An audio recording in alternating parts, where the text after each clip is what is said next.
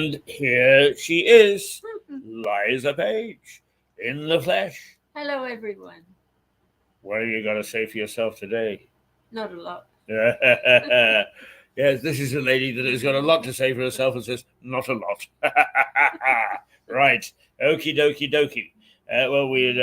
I'm trying hard to get us up on our other screen just to see. Oh, there we go. There we go. That's just to keep an eye on ourselves. Right. Or to see that we're behaving. Now, Liza expresses quite a few views over each program that she's on. She's on each week at this time, each Thursday morning.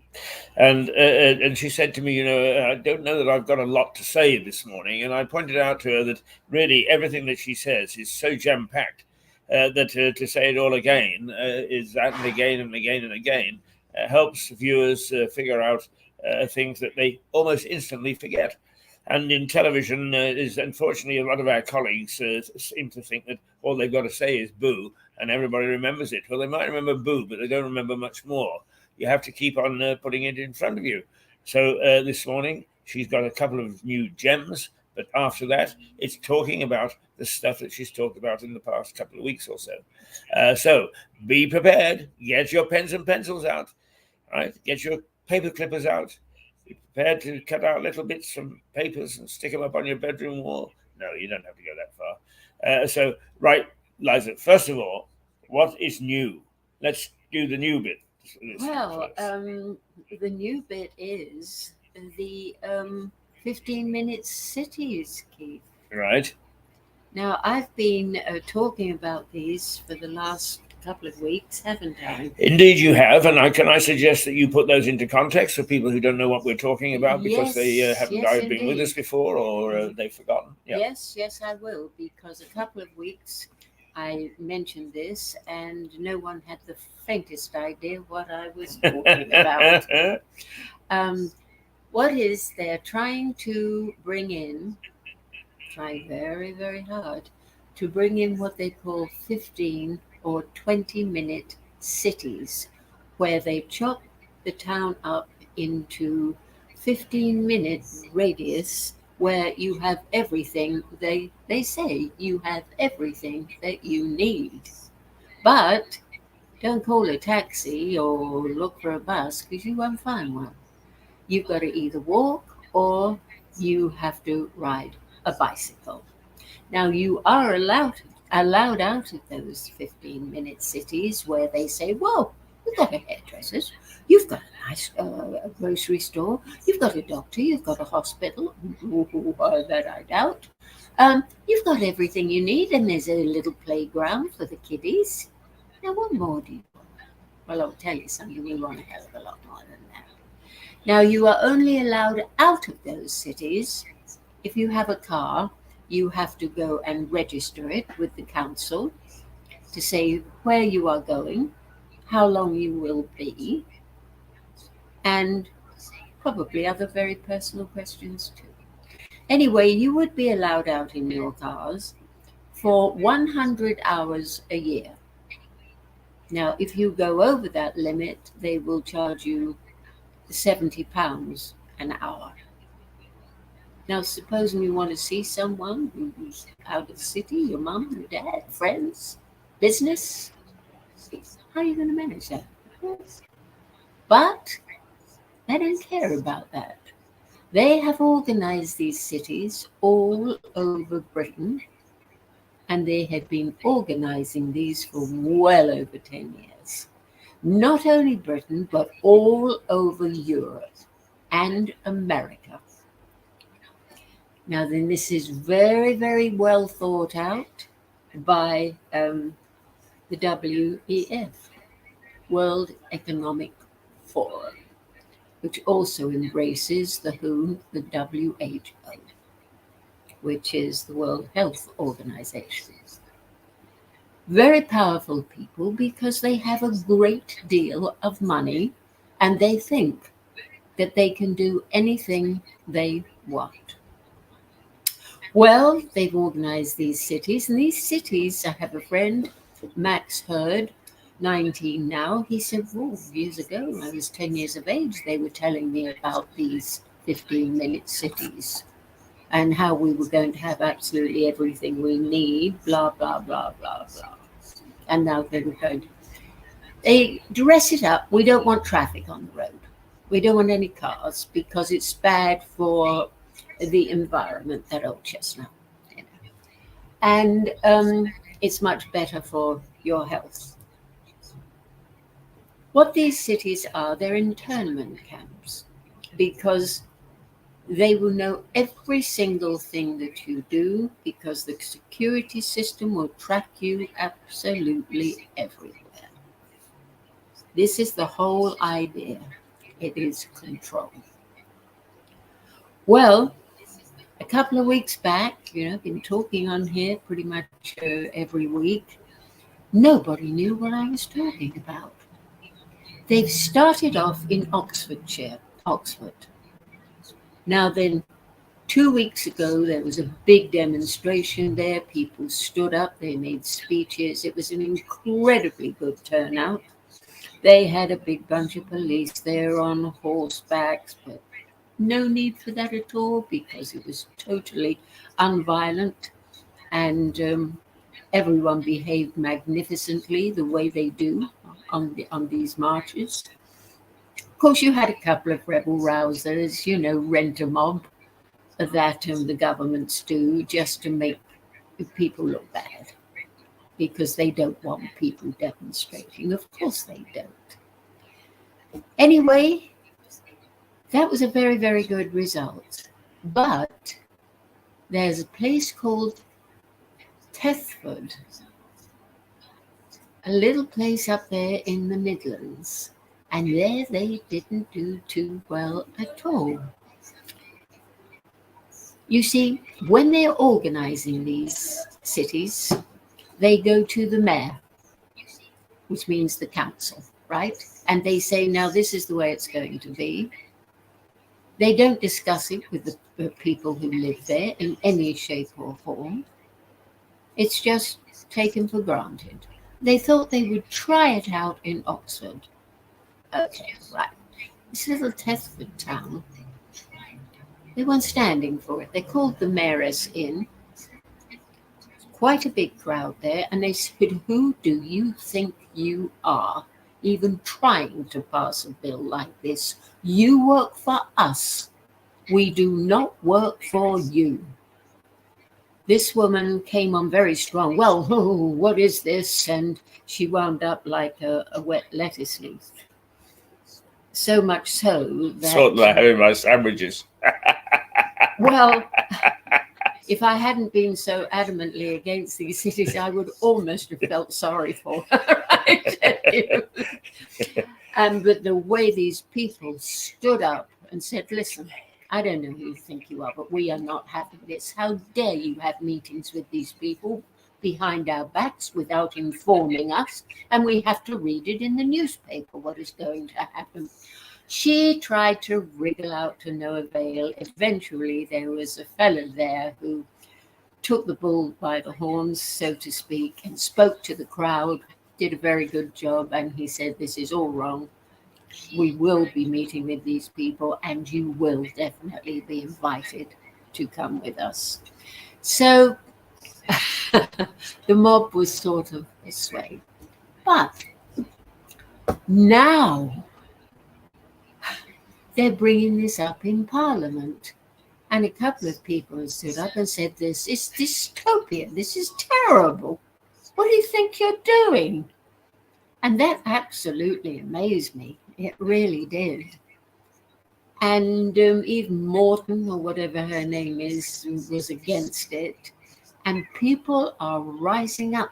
Now, this is, I've been saying for ages and ages to Keith, I do think eventually the British will rise up and be magnificent the way they have been in the past. We're slow to open the eye, but once that eye opens, I tell you, it doesn't close. Okay, two questions from what you said so far. First of all, you say they, and then you say it's the World Economic Forum, but not much more than that. Yes. But then you talk about demonstrations in Oxford and and other places in the Midlands and so on and so forth. But who, obviously, there is a fairly strong opposition being formed. Who's forming the opposition? So, in other words, who are the real combatants? The they who are trying to implement this, and the we who are trying to oppose it. We who are trying to oppose it, of course, it's the people. Yes, but people need organising. Who's organising the people? Who's organising these demonstrations? The people who are against the WEF. Right, yeah. But who are they? People like myself. Yes, but are you part of an organisation? No, I'm not. No, I'm not part of anything. Yeah. But I'm an avid reader of David Icke. I'm not questioning your support, but when things happen, people are like lemmings. If you want to organise something outside here, outside the courthouse, you'd have to go to a lot of trouble to get hold of people and get them there and so on and so forth. Now, obviously, there have been a couple of very forceful demonstrations. Yes. Somebody must have organised it. So who is the somebody? A couple of ladies are involved. I don't have their names here right now. But they've been doing it very good over the past years. They were against, the inoculations and that, and they got arrested and, put their heads above the precipice. God bless them. I think they had a lot to do with it, but I don't have their names. No. Okay. So people who have been aware for quite some time, and now the time is coming, as it were. Mm-hmm. Yeah. Now, you mentioned that the World Economic Forum is at the root of much of this reform or change. But then the new world order. Yes, a new world order. But you then did mention that some stuff is going to be debated in Parliament, and as far as I'm aware, that the rule of law in Britain is Parliament is supreme. So, what's the influence on Parliament that they should now start to support these 20-minute cities? You say, yeah. Well, there is something that they have brought in. These people at Thetford, the three fellows that organise what they're doing there, right? And they've got something called freedom of travel, and it's a law that was started in 1688. And it's what they do not want you to know, that it's common law. Right. And they are bringing in this common law to say that they cannot do that because it's freedom to travel. And we have... Right. So the opposition are quoting a 1688 law. Yes. Yeah. Okay. Well, I approve of that. I do believe that if people do not want something on the statute books, then they need to take it off and not just leave it. I mean, for instance, I was looking at our documentary the other day, and there are things that I forget. But apparently, we have not repealed the law which puts people into stocks. Really? Yeah. Well, you still, in theory, can be put into stocks. Yes, absolutely. Yeah. So these people are using a 1688 law. Yes. Well, good for them. Yeah. It doesn't matter what I'm a moderator in this. It doesn't matter what I believe or don't believe. But if people actually start to use the proper way of going about things, then I can't help but approve. All right. So where do we stand at the moment? Because a lot of the stuff that you actually tell us about is, particularly on a week-to-week basis, is sometimes, shall we say, the yin is winning and sometimes the yang is winning. Yes. So who's winning at the moment? Us. Right. The yang.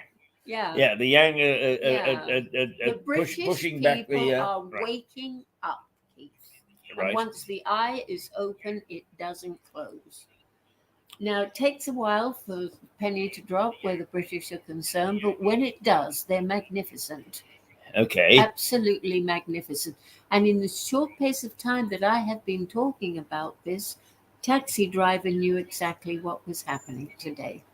Whereas before, I would talk to people who didn't have a clue what I was talking about. I'm talking about the average person in the street. So the word is spreading. Absolutely, yes. But let me now ask you about you said the yang is beginning to win, but you still think that the 20-minute cities with Oxford as the experiment is still going ahead.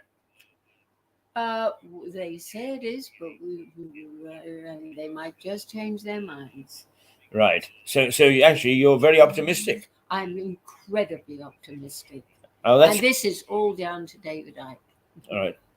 Okay. Well, I mean, I would imagine that some people don't remember David Icke, believe it or not, because his moments of fame were some time ago. So explain who David Icke is. David Icke is a researcher, probably the best in the world at the moment, I would say.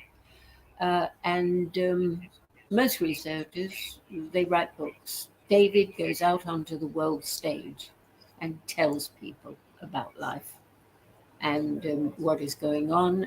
And I've been studying David for 30 years, and everything he said is all come to pass. The whole thing. It's very, very frightening, but I'm not the only one that follows him. I mean, you see those people out there in the streets marching for their rights. Yes. I know there's a tremendous amount of David Icke followers there. Now, if you're an average person, an average viewer that's just tapped in, and you see myself and yourself sitting here discussing this issue, I mean, the first thing you might well think is, well, what's this all about? And what a lot of people do now is that they turn to the internet to try and find out. So where should people turn to on the internet or elsewhere, for that matter, to find out about the 20-minute cities and the proposals, to find out about David Icke and what he has forecast and what he says today? Yes, David Icke. You can go to davidicke.com. You better spell that last one because it's not easy. David Icke, I-C-K-E, spelled Right. icky, davidicke.com. You go to his site, or he does have a channel that he runs with his two boys, Gareth and Jamie. It's an excellent channel called The Icke Alternative. Okay. No, it's not the Icke. What is it? Jesus Christ, what is it called? The Iconic Alternative. Iconic. Very That's very clever. And excellent channel. I can't praise it enough. David has been banned naturally from the BBC, and he has also been banned from 28 countries. Well, he must be rubbing his hands at the moment with the fix that the BBC is getting itself into. He also predicted that. Yeah, a magnificent human being. And I really cling to his knowledge. I've read all of his books, and I suggest you read his books too. Some of them are very thick, but they're easy to get through. I tell you, you don't have to be the brain of Britain to understand what he's talking about. Look, if I can understand, then anybody can. Magnificent books. Read them all, a couple of them, twice, but they're not for the faint-hearted. Read him if you dare, but don't read him at your peril. Because this man has been right down the rabbit hole. Places where other people would, no, I don't care to do that. Now, if I phone you, quite 9 times out of 10 nowadays, I get busy line. What have you been doing with yourself since last Thursday? Well, I've been making, I make the alternative films with a man called Max Hayes, called Age Heard.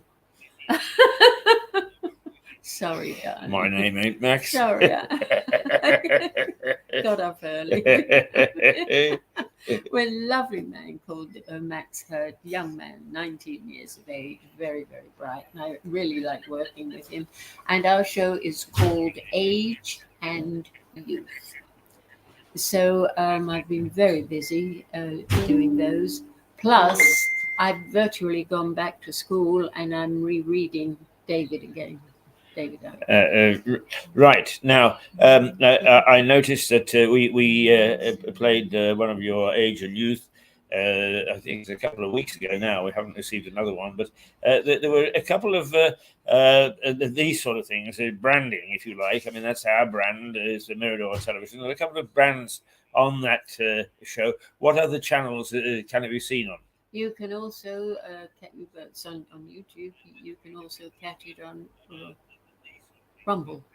So, sorry, what's the name of the Rumble? Rumble? Yes. And that's a channel. Yes. Yes. It's, And there was another it's a one. channel for those people that have been kicked off Right. YouTube. Okay. And there was another signature on it as well. What was that? Well, I also make shows called, or life stories called Everyone Has a Story. Right. And that is an it's alternative on website that as well. I have. Right. Yes. Yeah. Okay. So you've been working on that since last Thursday? Yes. And how far along are you? Oh, very, very busy. We're shooting 2 tomorrow, 2 more shows of age and youth, because we've already shot 6, and time's gone by so quickly. It seems we just started, and there we are. Once you start, you've got to continue. They want to show all the time. But I've been showing some very powerful people on there, including the dreadful, appalling Tony Blair. Plus a marvelous man called Dr. Vernon Coleman, who's very famous, but he's also been banned from YouTube, the BBC, and pretty much it seems that everyone who has a brain and they're using it to find out knowledge, as soon as they get that knowledge, that they delete them. You're not allowed on there. You must not educate the public. That is a big no. You mustn't do that. No, be careful. Right. Now that's why your number has been busy, because you had your head stuck into making these videos and programs on. Let's see, it's Everybody Has a Story. Is that's how people find it? Yes, Everyone Has a Story with Liza Page. Right. Okay. So that's a source, and the what is it? Iconic. You say that David Icke. Oh, for David, it's the Iconic Alternative. Okay, right. Yes. So we know where to find some background information now. Apart and also, you go to davidicke.com. Right. Okay, doke. Because on these alternative channels, you can see his magnificent work that he's been doing for well over 30 years. And there is no stopping this man. We owe him such a debt. We really do, for the information that he has given human beings all over the place. And he was treated abysmally when he first started. They called him the nutter, all these terrible names that they call people, mostly because they're jealous of them or just don't understand. Actually, I think that is the courage of people such as yourselves, and if I may say so, ourselves, is this business of trolls. It's one of the dangers of the internet, isn't it? Is if people don't agree with you, and what they do is that they make you sound as if you're a mass murderer. Try and dissuade people from taking you seriously. Absolutely, they can make life very, very uncomfortable for people. I mean, look at these magnificent people that have put their head above the precipice over these poisonous injections today. I mean, they have been absolutely ruined. Their doctors have had their licenses taken away. They've gone into bankruptcy because they can't make a living. But they've turned around and said, no, I'm sorry, these injections are no good and they're killing people, and I will not be a part of it. Okay, well, let's be careful on that, because that's where they actually, for some strange reason, misinterpret what you're saying, and then they throw us off the air. So we're not doing anything. But I do appreciate what you're saying, and that is that these trolls or people who use the internet unreservedly, they can be dangerous in as much as they make people believe things about you. Yes, I mean, absolutely. yeah, Yes, yeah. yes, I mean, absolutely. uh, And I thought very, very carefully before I put my head above the precipice, but I had all this knowledge that David Icke had given to me through his work. And, knowledge, Keith, is like manure, it has to be spread around.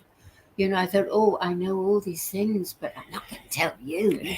This is terrible. It yes. is dreadful. People have to be told these things. Well, Not everyone is as fortunate about me. A lot of people can't read today. They have problems.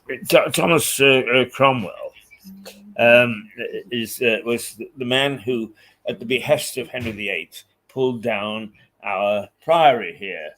But eventually, he chose Anne of Cleves as one of Henry's queens. She never lived there, did she? No, she didn't. And in fact, she never really lived much here at all because Henry thought she was so plain he couldn't take her to bed. And of course, the whole idea of a queen in those days was to provide an offspring. Yeah. But Cromwell actually paid the price for that bad choice because he went to the block, and apparently the axeman, the executioner, was so drunk he took 3 swipes before he actually lopped his head off. A pretty painful way to die. Now, I want to tell you that they've only took 2 swipes at me. I'm just bracing myself for the 3rd. Thomas Cromwell rejuvenated, except I didn't choose anybody's queen. Wow, don't you worry, because if they chop your head off nowadays, they can sew it back on. Now, you've got a few notes here Yes. of things that you've talked about in the past. If you want to take a look and just remind us of some of the things that you've done in the past. Freedom of travel, 1688, that law came out. They do not want you to know that. That is common law. Right. So at the moment, there is a law on the statute books that guarantees us freedom to travel. Yes. So setting up these cities is or is it 20-minute cities? Is it 20-minute cities? Yes, yeah, 20-minute cities. It goes contrary to a law that's on the statute books that was passed in 1688. Yes, that says you cannot drive your car. Right. Okay. Then that's that I find very interesting because I find that the funny thing is, and the thing that upsets me about the wokes is that they try to expunge history.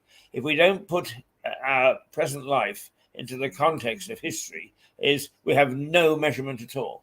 And that is absolute rubbish. So that flies in the face of these silly woke people who try to alter all sorts of things to their way of thinking. I mean, they're ripping up the English language. It's just absolutely appalling. And yet, dreadful, but it's done deliberately. Well, I know it's done deliberately, but the fact of the matter is that publishers are beginning to fall for it. Yes. And have you noticed how tiny the print is now in books that they produce? You can hardly see it. The fringe? The print. Oh, the print. Yeah. Incredibly tiny. But regarding the English language, they want to get rid of it. They do not want the next generation even understanding the correct English language. They don't want that. This is all part of this new world order to dehumanize the human race. Yes. Well, I'm not sure that some of these people need the help of a new world order because, for instance, kids now have a language that they use on their phones and their iPads and so on and so forth that only they can understand. Yes, and it's all calculated to do that to them. Yeah. And the schools are just as bad. Well, but I mean, these kids. They're teaching. These kids don't do it themselves, presumably. So, if you say it's the new world order, how are they getting to kids to persuade them to use this language? Through the schools. Through what? Sorry. Through the schools. So schools are actually approving this language that they use on their phones. Yeah. Everything is doubled back. Love is now evil. Hate is now good sense. I mean, strange stuff they're doing, Keith. All this, we discussed last week. Everything now is satanic. everything has got devil's horns on it, or Oh, I something hadn't like noticed that. that. Yes, I mean It's- these things go over my head. Unfortunately, I need to pointing out. But it does seem to me that this smacks of George Orwell and 1984. Well, I think we've war is passed. peace. Yeah, but that's it. War Yeah, is peace. yeah. And I think we have long passed George Orwell. I think Oh, I'm sure we would, have. I mean, he wrote what 50, 60 years ago. But at least he was saying some of the things that you're saying now. very, very similar. Yeah. Yeah. I mean, I love the one in Animal Farm. All animals are equal, but some are more equal than others. Yeah. All right, come on, keep going. Okay, there's a little thing here. Zelensky is closing churches in Ukraine and monasteries across the country, arresting priests. Biggest church in the country, arresting Christian priests. Americans are asking where their tax dollars are going. Very interesting. Right. Okay. Now, what's the authority for that story? Well, he wants to get rid of religion. Yes, I know, but who's saying it? It's on the internet. Ah, right. Okay. Where can I find it, or anybody else find it on the internet? Look up Zelensky and the war. Right. Okay. Now that is interesting. You see, because it shows the power of media, because much is written about the war, much is shown on television about the war, but that is totally new to me, because it does smack of what happened under the old Soviet Union, that they pulled down churches and they closed them, and priests had to go into hiding. Absolutely. I heard that in 1949 in Russia, they had these little cities, these 15-minute cities too. Oh, did they? You couldn't get out of. Well, yeah. And that's interesting, because I'm very sad. It's not a question of reporting it, because nobody would know who he was. But I had a colleague called Arthur Luke, who passed away 2 days ago. His wife sent me an email to say that he'd passed away.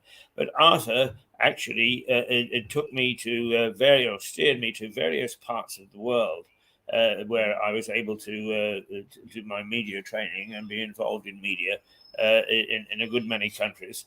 And one of the places that he took me to, or invited me to, was Ukraine.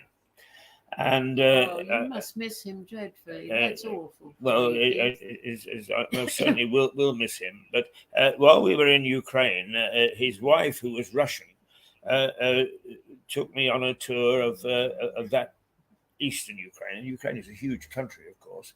But we were in Lugansk, which was up against the Russian border, and where, in fact, various things have happened, including the rocket was fired from that brought down the Malaysian airliner. So we were in a particularly volatile part of the world. Sounds like it. And one of the things that she said as we drove along, because we noticed that the churches were in particularly good repair. And she said that after the full breakdown of the Soviet Union, the church had come back with in a very powerful way, and did actually wield a great deal of influence in Ukraine, as indeed it did in Russia. So that's an interesting little item for you to tuck away. Yes. Yeah.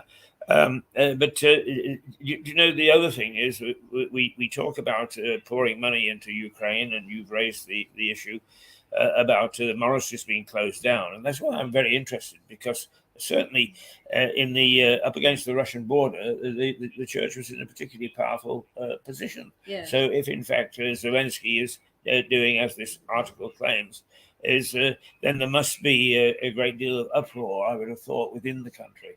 Read that again, will you? Because I found that particularly interesting. Zelensky is closing churches in Ukraine and monasteries across the country, arresting priests.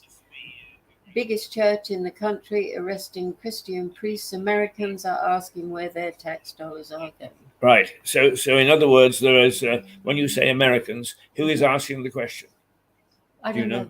Don't know. Right. Well, I think that's something that I will look But into. there's been quite a lot on the internet Yeah. recently about people are curious as to know what is going on. What the money they're collecting is in a charitable sense. Fortunes Yeah.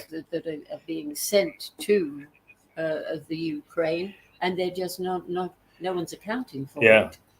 I am always very suspicious of the way that we get excited about doing things. I mean, if you recall about not the war has been going for a year, so let's say 9 months ago, everybody was showing the Ukrainian flag. Everybody was welcoming people to come and stay here.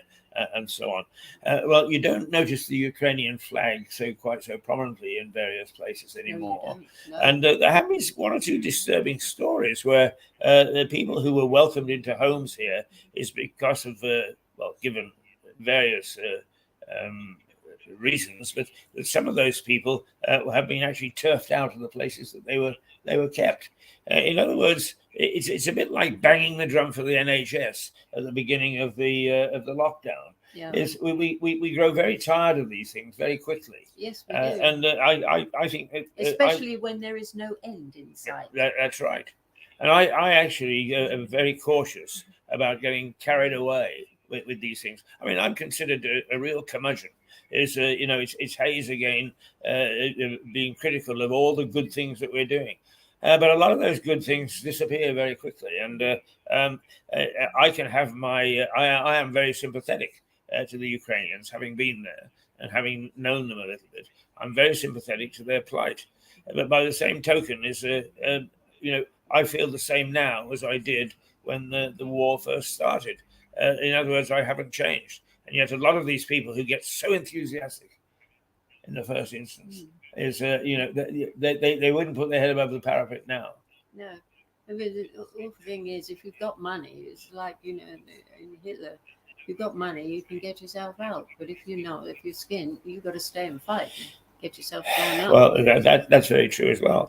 One of the things that, I'm not particular. I don't get in a fight about Brexit and so on. And I'll tell you why, because it actually splits people apart.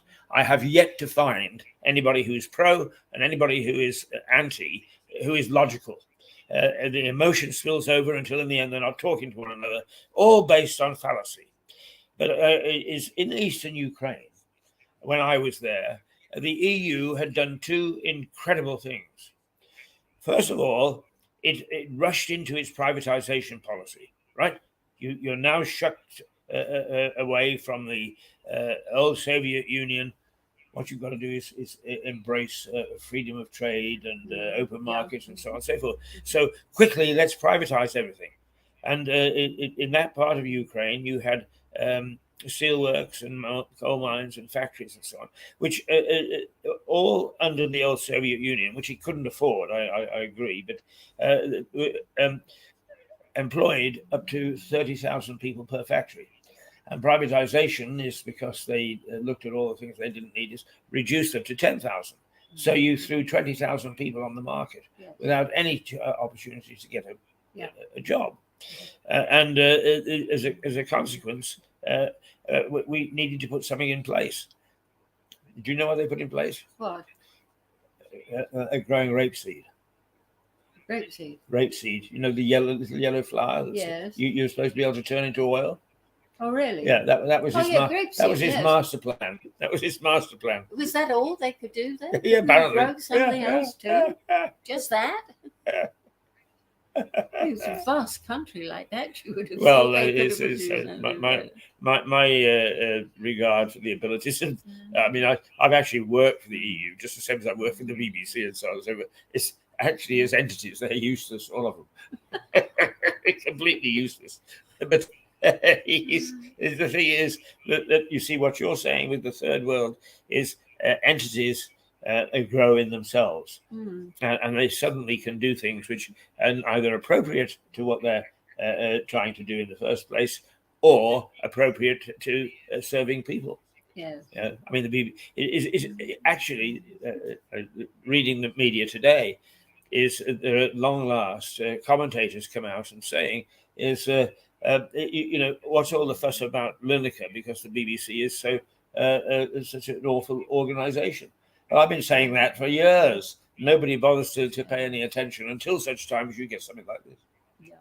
And you see, they've had all those years to, dumb people down. Absolutely. Not educating Oh, yes, that's them at all. No, you just watch Coronation Street here.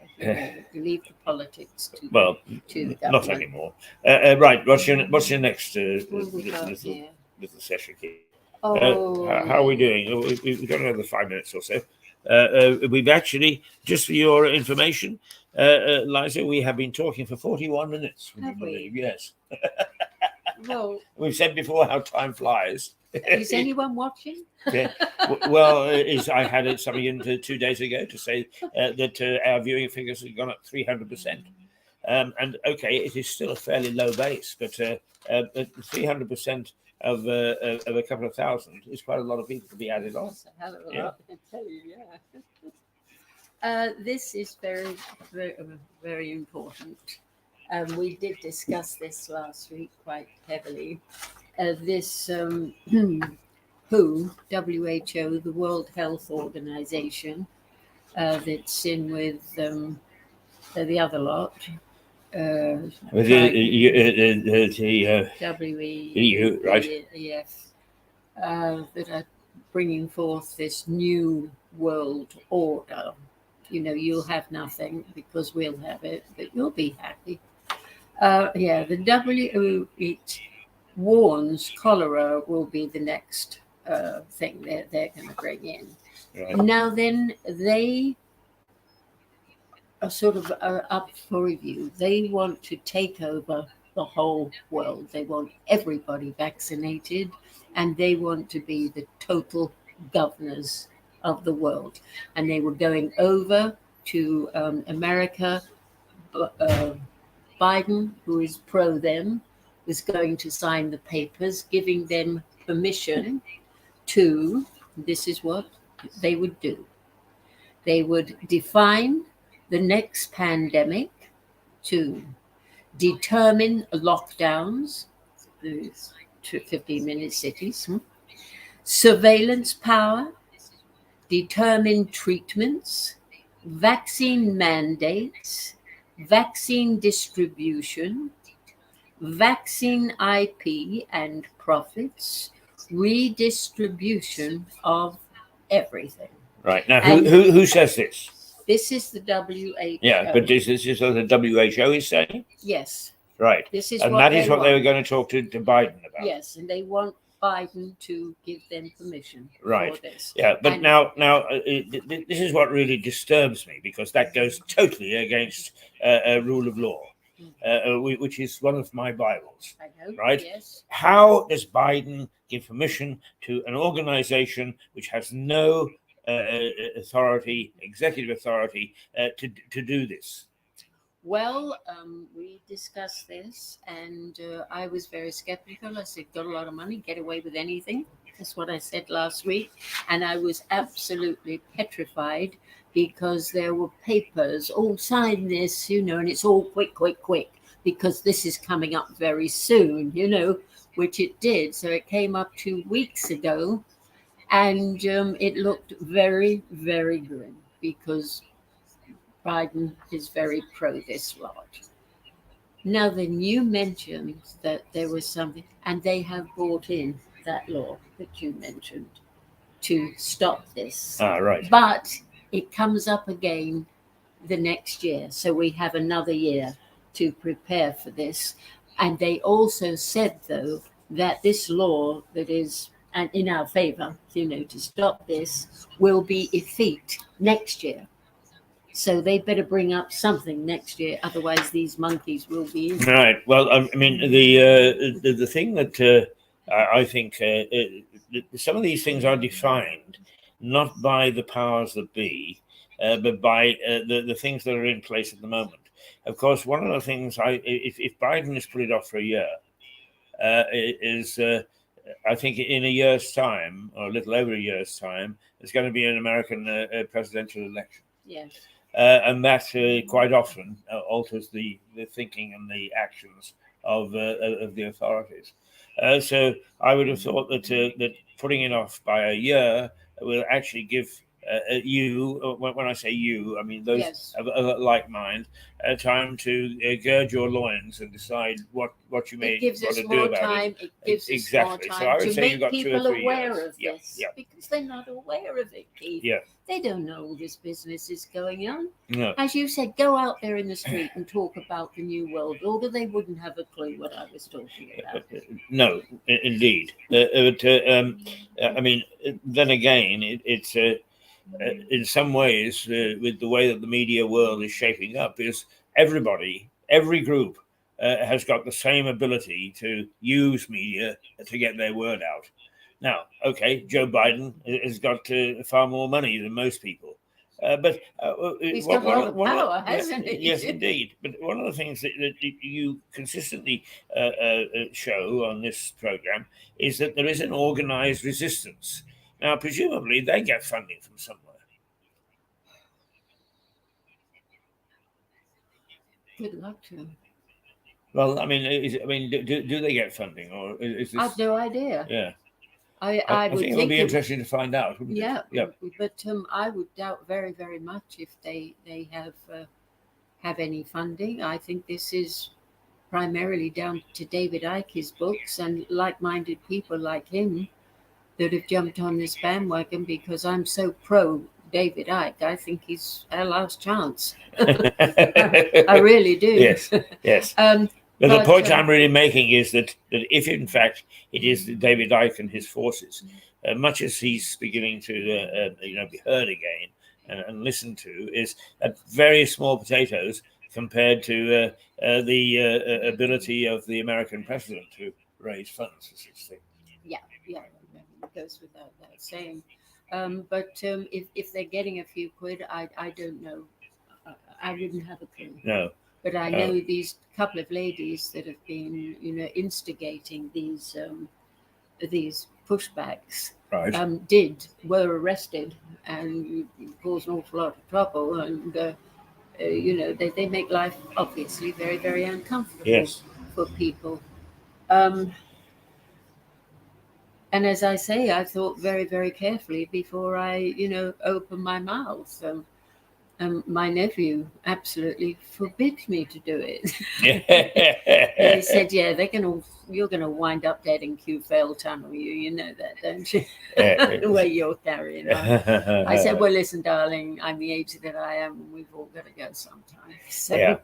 I'd rather go knowing that I've done my best and tried to look. If I just help one person, if just one person listens to me and joins that, a young person, then I haven't had a totally wasted life." Right.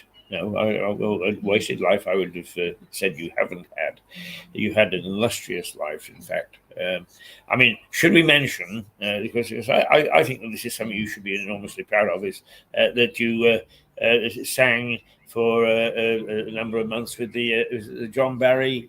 John Barry 7. Oh, yes. Yeah. It was so long ago.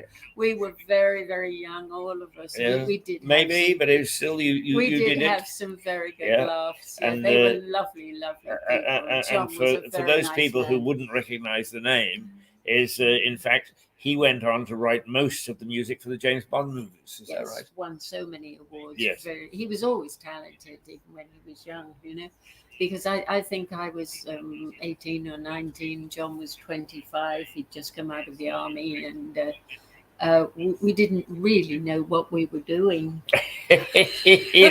those are the best times. When you don't know what you're really doing. And they brought me into the equation because John was singing, he Yes. was doing the vocal thing, and he couldn't stand his own voice.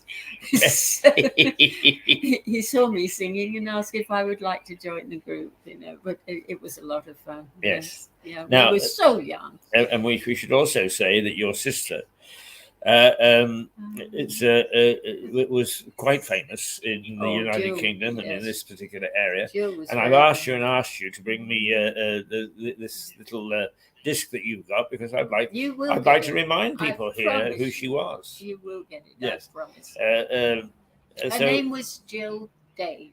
I'm sure there's an awful lot of people out there that still remember. There are indeed, yes, because yes. Every time I mention it, is oh my goodness me, goodness me. So I was Jill's baby sister. There was 3 of us. I was the youngest. Jill was 9 years older than me, and my brother Bertie was 7 years older than me. And they hated me. Well, come on, I was a big inconvenience in their life when they were growing up. Anyway, the point is that you've got quite a pedigree. Yes, and I think that it behooves people to know about that pedigree, because I mean, one of the things that this particular area is famous for is musical talent. There is, I mean, music is very permeates Lewis and Brighton. Oh yes, and there's some very talented people here. I mean, there's a lot of people that were in the business and are still in the business. Yes. And we have a marvelous amateur dramatic society. Indeed. It is first class. You know, and these people, they stand up and you would think they were 100% professional. They're not. They work in shops. They have no desire whatsoever to be a star or whatever, just very happy with what they do in a small town. And the talent is amazing. Right. Well, I mean, your sister particularly was very much a part of this background. What? 15 years ago? Yes, well, we were born in Brighton. You know, no, Jill died very young. She was only she was the 60s. She was about 58, 59. Right. It's about a long time now. Jill died of a broken heart. She was a very strong lady, battler, a fighter for good causes, and she fought one battle that she couldn't win, which fate had no intention of letting her win. She lost her little boy, her first son, Buster, with leukemia, 7 years of age. Oh, yeah. And she never really recovered from that. Well, on that sad note, it is now 5 to 11. We have talked our way through 55 minutes of 52, 53 minutes to be quite exact, because we normally have. I mean, we mix all sorts of things along with the prime alternative view, which is why Liza is here. But we get over several messages, and I hope that perhaps you enjoy the banter as well as the serious side of things. So Liza, if you don't mind sitting in that chair for a moment, let's just see what we can show that will see us out. Well, I'm going to replay what I played this last hour, simply because you and I often go and have a meal together. Yes, we do. We call it the tennis match. Yes. Because we sit across, and it is we can safely throw buns at one another because we know we're not going to inflict any physical harm. But throw buns we do. They are very feisty meals. Well, yes, but we're going out for lunch on Sunday. We are I'm indeed. Really looking forward to that. I'll bring the buns. Right. But one of the things that I did is just before lockdown, I think, is we used to test the restaurants. And here's one that I was particularly fond of, and that I would like eventually to go back in Brighton. So let's play ourselves out, returning to Darcy's.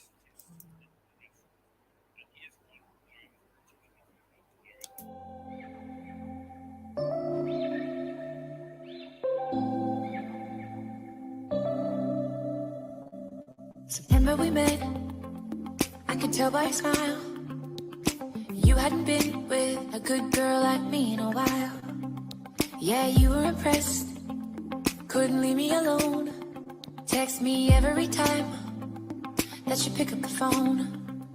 And I had control in the driver's seat, but my hands are slipping off the wheel. Now the tables have turned, now I'm up all night. I'm picturing you acting like a fool. I'm on the other side. Hot buttered toast. a great delicacy. Hot buttered toast. When I was a boy, hot buttered toast was something to relish. It was a standard food item in the luxury starved Britain of the 1950s. Yes, hot buttered toast. It's sad we've forgotten about hot buttered toast.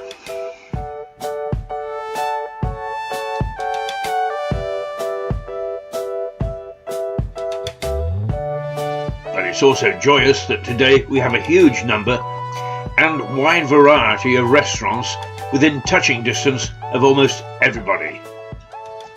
But just how good are they? Mirador's Canteen Check will review restaurants we've recently tried. We'll rate them on location and appearance, cleanliness and food quality, service and price, and finally that untouchable virtue of ambience. This week we're checking out a Brighton seafood restaurant, Darcy's. Darcy's is a relatively small restaurant. It's in Brighton Lanes, just up from where the main taxi rank is situated. So it's easy to get to. It's an old fisherman's cottage and has been serving fish dishes to the public for over 50 years. It's cosy and comfortable. It looks cosy and comfortable from the outside and the inside. Clean and neat, the food is to die for.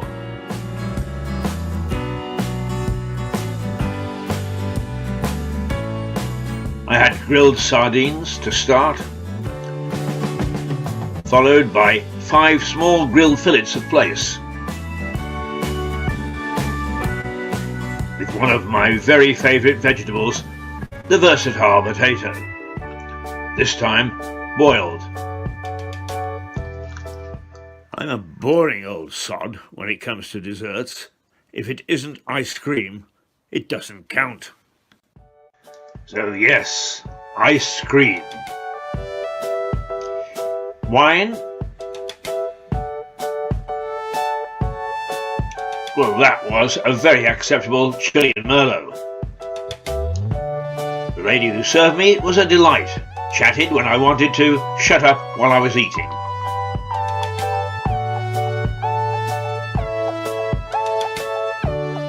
Price, very good. I could have had a 2-course special for under a tenner. As it was, I went off-piste, but still got away with under £30. And that included being a bit naughty and having an extra glass of wine.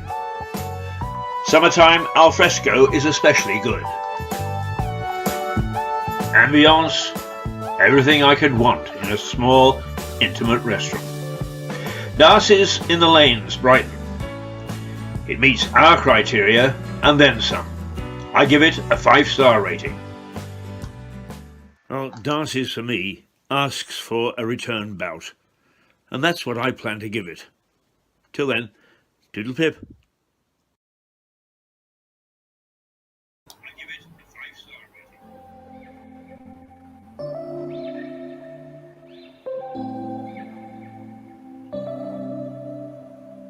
September we met, I could tell by your smile.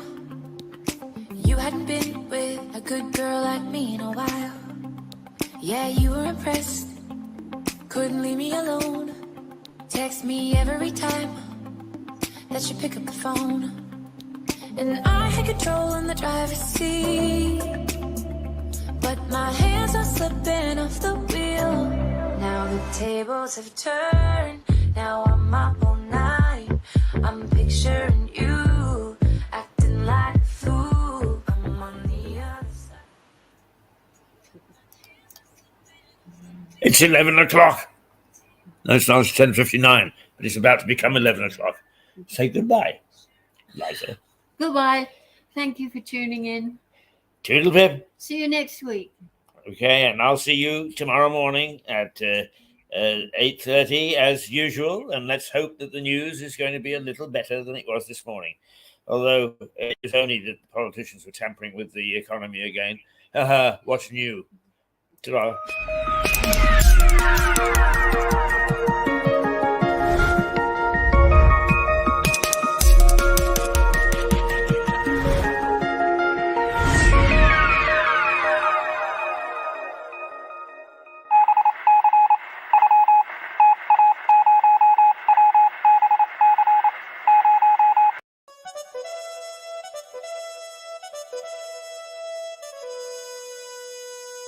Thank you.